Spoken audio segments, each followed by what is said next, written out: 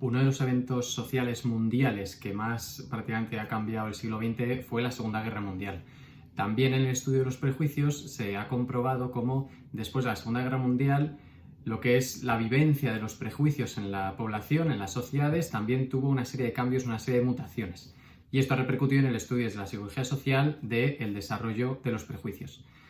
Así vamos a ver ahora algunas de las teorías contemporáneas en el estudio del prejuicio a raíz de estos grandes cambios sociales. Por ejemplo, después de la Segunda Guerra Mundial, pues en esos años se aprobó la Carta de los Derechos Humanos, varias leyes, sobre todo en Estados Unidos, a favor de la igualdad de blancos y negros. Además, en este país tiene una historia, una tradición tan grande, con unas raíces tan fuertes sobre el racismo, que muchas de las teorías contemporáneas que vamos a ver nacen de allí, de Estados Unidos, para poder explicar lo que se llamó la paradoja del racismo.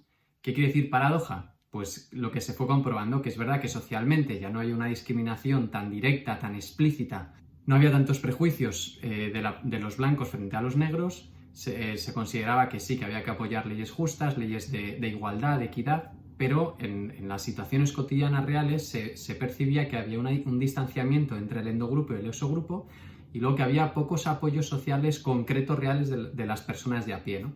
Con lo cual, esta paradoja del racismo, ¿qué quiere decir? Que la gente dice, no, yo no soy prejuicioso frente a otra raza, ¿no? Ya no creo que haya una superioridad biológica de raza de unos sobre otros, pero es cierto que hay una poca implicación en pos de ayudar a este grupo de minoría, ¿no? De minoritario.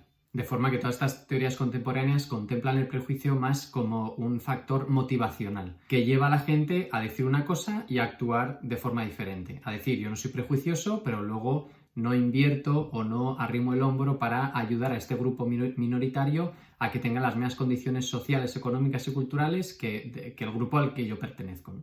La primera teoría contemporánea se ha llamado racismo moderno o racismo simbólico. Esto, sobre todo en Estados Unidos, se ha comprobado bastante. ¿Quién es el racista moderno? Pues aquel que siente cierto afecto negativo hacia los negros. Como es este afecto negativo, hablamos de prejuicios, porque recordáis, los prejuicios tienen que ver con el ámbito afectivo, emocional, los estereotipos con el razonamiento cognitivo y la discriminación con la acción positiva. Pues el racista moderno tiene este afecto negativo, pero por otra parte, simultáneamente apoya y promueve cualquier tipo de apoyo social o leyes o medidas institucionales que favorezcan la inclusión de este grupo minoritario en la sociedad general. De tal manera que tenemos una persona que sufre una disonancia cognitiva, porque por un lado siente una cosa respecto a esta comunidad y por otro apoya verbalmente que esta comunidad se incorpore a la sociedad en la que se vive. ¿Cómo resuelve este conflicto interno? Hace una especie de racionalización en 4 pasos. Primer paso, él dice, no hombre, no, los prejuicios son cosa del pasado, es verdad que esta nación tenido una esclavitud brutal, pero bueno, eso son cosas ya hace siglos, aquí ya nadie discrimina, nadie es prejuicioso, no, eso es algo ya de hace muchos siglos. El segundo paso es que el racista moderno piensa, la discriminación y el prejuicio son cosas del pasado, hoy todos tenemos las mismas oportunidades, es decir, tanto un blanco como un negro tienen las mismas oportunidades salariales, de recursos, de capacitación, son iguales ante la ley, ante las instituciones, ante el ámbito laboral. De tal manera que ahora ya estamos en una sociedad nueva, moderna, que todos participamos de las mismas oportunidades por igual. El tercer paso que da dice, pero claro, los apoyos institucionales, todos los recursos, el dinero que se invierte en esta igualdad son injustos y además no se lo merecen. ¿Por qué dice no se lo merecen? Porque es que no se han incluido en la sociedad. Es decir, siguen teniendo sus propias leyes o su forma de ver el mundo, su forma de relacionarse, hacer sus guetos, con lo cual aquí el Estado está invirtiendo un montón en incorporar a esta gente, pero pues ellos no les presta atención, no lo aprovechan, porque no han asumido las leyes, las normas, los valores de nuestro país. Y el cuarto paso al que llega el racista moderno es lógico, que dice que claro, la población negra está en desventaja porque al final no se esfuerza para incorporarse a esta sociedad moderna, esta sociedad plural, etc., ¿no? Al final casi que hacen culpables a la víctima, ¿no?, de su propia situación. ¿Qué le pasa entonces a este racista moderno? Que no considera a la población negra como una amenaza a nivel personal, como sí ocurría en el pasado, de que me vas a robar o me vas a matar, pero sí es la percibe como cierta amenaza a los valores de la nación. ¿Por qué? Porque él no es consciente de ser racista. Porque existe esta dicotomía. Yo digo no lo soy, pero luego en realidad tengo que hacer estos pasos internos para salvar mi propia dicotomía interior. En el fondo, por tanto, no empatiza el racista moderno con estos grupos minoritarios, no reconoce que hay una discriminación racial frente a estos grupos. Y además les culpa de su propia situación porque ellos no se han adaptado, no han asumido las normas sociales de la sociedad en la que viven. Luego tenemos la teoría del racismo aversivo, que también se ha estudiado mucho en Estados Unidos. ¿Qué dice el racismo aversivo? Es un racismo ambivalente. ¿Qué quiere decir esto? Que provoca también una desconexión entre lo que la persona racista aversiva piensa y siente con lo que luego hace. El racista aversivo considera que, desde luego, Estados Unidos ha sido una nación históricamente súper injusta con relación al colectivo de las personas negras. ¿Qué hace entonces este racista aversivo? Reconoce que en el pasado ha existido una injusticia tremenda y con lo cual ahora lo que hace es apoyar muchísimas iniciativas de igualdad, de procurar la equidad, de la igualdad de oportunidades, etc. Pero ¿qué le ocurre? Por ser heredero, digamos, de esta tradición históricamente racista, no puede evitar sentir cierto miedo, ansiedad, desconfianza o aversión, que es por eso racista aversivo, hacia este colectivo.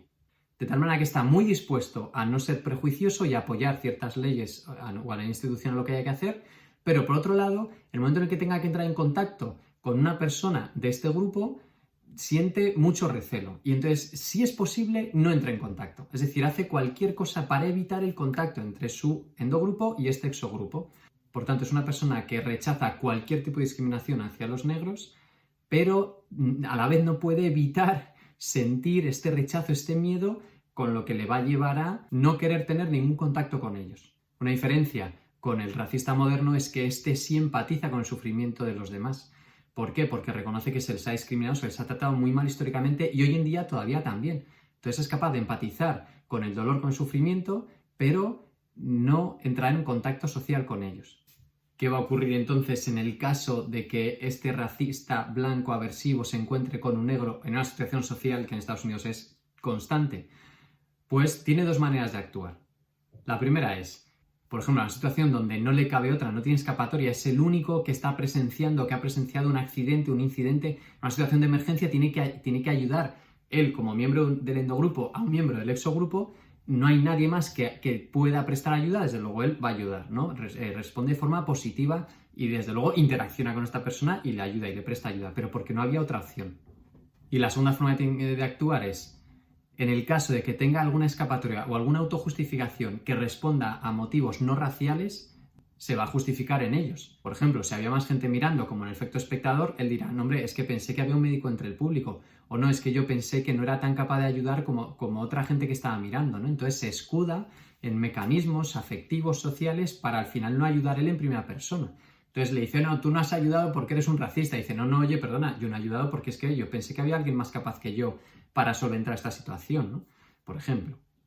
En los años 90, aquí en Europa, también aparece una teoría contemporánea para explicar el racismo actual que ha diferenciado entre racismo manifiesto y racismo sutil. El prejuicio manifiesto es muy claro.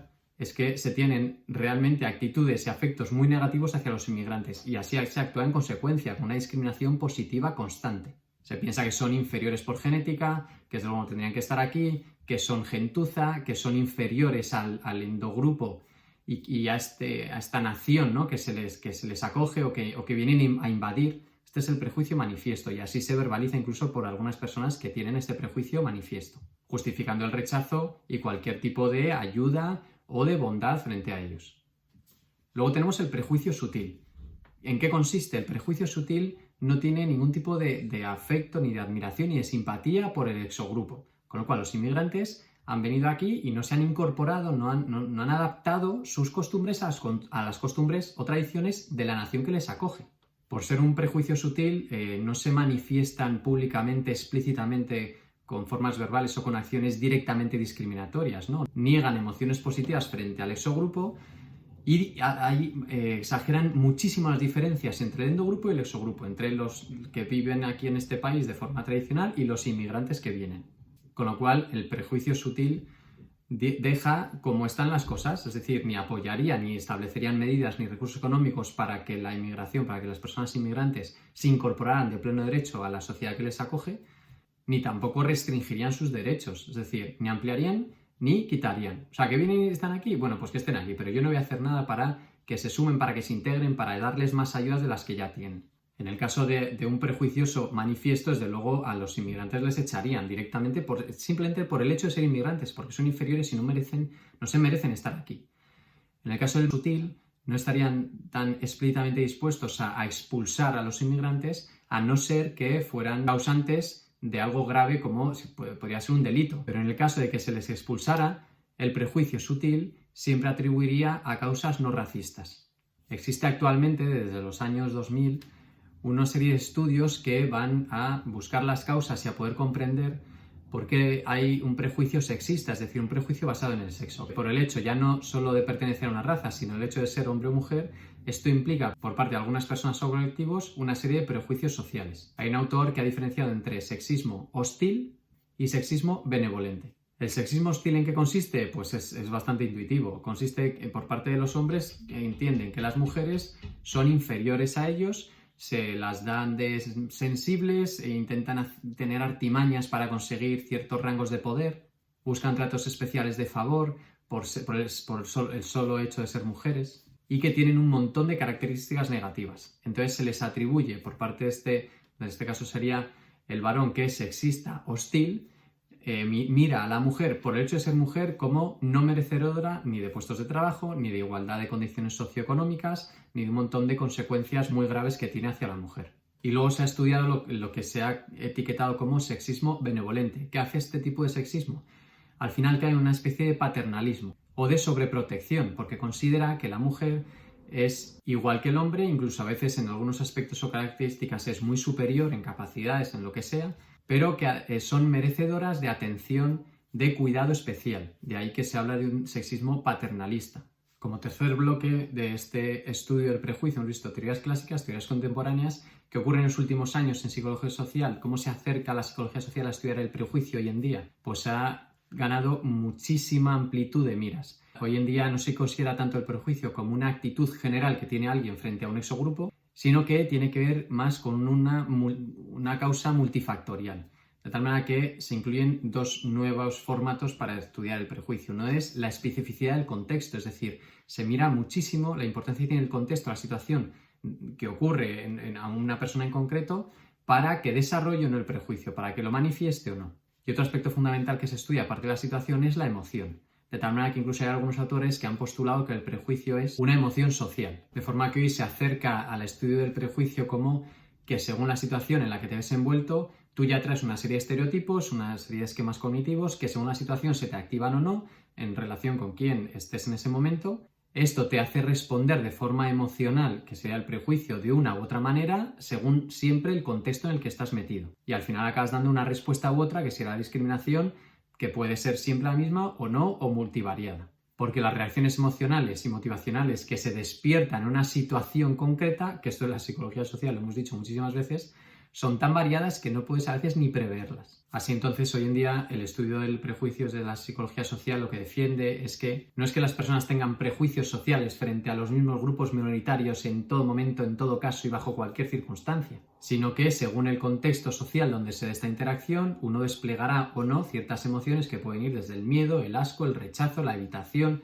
la promoción, la búsqueda, la generosidad de esta persona que pertenece al exogrupo.